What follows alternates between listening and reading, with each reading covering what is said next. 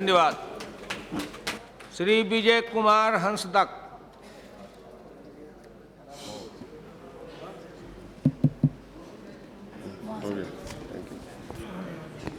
अध्यक्ष महोदय को मैं धन्यवाद देना चाहता हूं मुझे मौका प्रदान करने के लिए। मैं आपके माध्यम कि जो वित्त मंत्री द्वारा बजट जो पेश किया गया है कहीं ना कहीं भ्रामक और धूल झोंकने वाला है।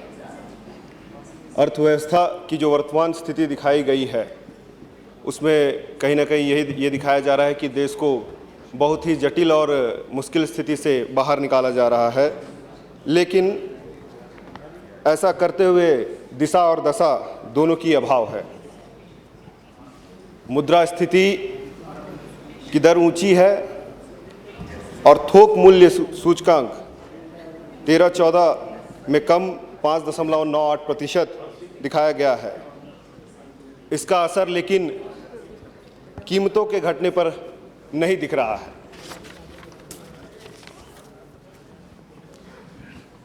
इस पर सरकार कड़े कदमों का रोना रो रही है। पेट्रोलियम पदार्थ, उर्वरकों, खाद्य पदार्थों में दी जाने वाली सब्सिडी को कम करने की बात की जा रही है, लेकिन इसका बोझ किस पे पड़ रहा है? एक तरफ आप अगर देखें तो जो बहुमत आपको मिली है उसमें कहीं ना कहीं महिलाओं की बहुत बड़ी योगदान आपको इसमें मिली है, और कहीं ना कहीं ये लोड जो है महिलाओं पे ज़्यादा पड़ रहा है। जो युवा छात्र कहिए जो दूसरे प्रदेशों में जाते हैं पढ़ने के लिए, उन पे पड़ रहा है, किसानों पे पड़ रहा है, और एक तरफ इन पे जो बोझ पड़ रहा है उसको ना देखते हुए उद्योग जगत को 5.5 लाख करोड़ की सब्सिडी क्यों दी जा रही है? नई यूरिया पॉलिसी की बात की गई है। मैं सरकार से दरख्वास्त आपके माध्यम से करना चाहता हूं कि इनमें किसानों के हितों की रक्षा कैसी होगी, इस पर चर्चा जरूर होनी चाहिए। ये सरकार हमेशा से जीएसटी की विरोध करती रही है, लेकिन सरकार बनते ही बहुत जल्दी से उसे अमल करने पे आगे बढ़ गई।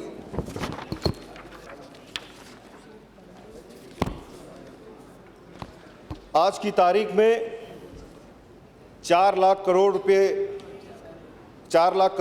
से ज़्यादा रुपया टैक्स विवादों में फंसा हुआ है, और सरकार कर प्रशासन की बात कर रही है। इसका निपटारा कैसे होगा, इसकी समयबद्ध योजना होनी चाहिए। सरकार को हर मर्ज की दवा विदेशी पैसे एफडीआई में दिखाई दे रही है और उसी के प्रोत्साहन में लगी हुई है। एफडीआई किन क्षेत्रों में होनी चाहिए और कहाँ नहीं होनी चाहिए, कहीं ना कहीं इस पे एक खुली बहस की ज़रूरत है। मनमाने तरीके से लिए गए निर्णय घातक साबित हो सकते हैं। रक्षा और बीमा जैसे क्षेत्रों में सावधानी बरती जानी चाहिए। इन क्षेत्रों में स्वावलंबन की ज़रूरत है और अन्य विकल्पों पर विचार किया जाना चाहिए। अर्थव्यवस्था की गति देने के लिए सार्वजनिक क्षेत्र की कंपनियों को लगभग 2.5 लाख करोड़ रुपए की इस साल व्यवस्था करनी होगी। एक तरफ तो सरकार उनकी हिस्सेदारी बेच कर पैसा ले रही है, और दूसरी तरफ इतनी बड़ी बोझ धनराशि की व्यवस्था करने की दी गई है। सरकार अपनी मंशा स्पष्ट करे कि सार्वजनिक क्षेत्र की कंपनियों को निपटाने का कहीं योजना तो नहीं है। ये कृषि कहीं ना कहीं ये किसानों का देश है, और किसानों का इस बजट में बहुत बुरी तरह से अवहेलना की गई है। सरकार भूमि ग्रहण कानून में संशोधन की बात कर रही है। किसानों के विरोध के कारण यह कानून बनाया गया था। इसमें संशोधन करने से किसानों के हितों को कुचला जाएगा। देश पानी पीने और सिंचाई दोनों के संकट से गुजर रहा है। कहीं ना कहीं इसको हल करने के लिए सकारात्मक कदम लेने चाहिए।